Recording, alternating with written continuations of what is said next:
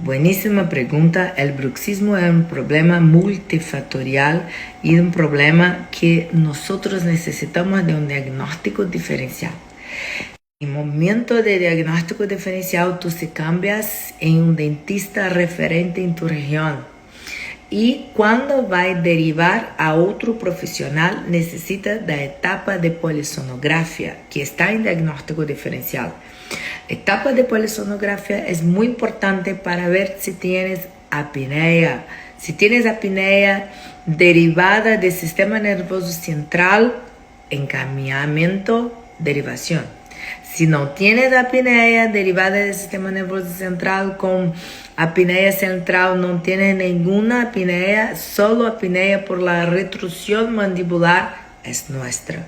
Es para odontólogo y hay un bruxismo secundario a esta apnea. Entonces, no es solo entregar al paciente, tienes que ver cómo el paciente está reagiendo al diagnóstico diferencial.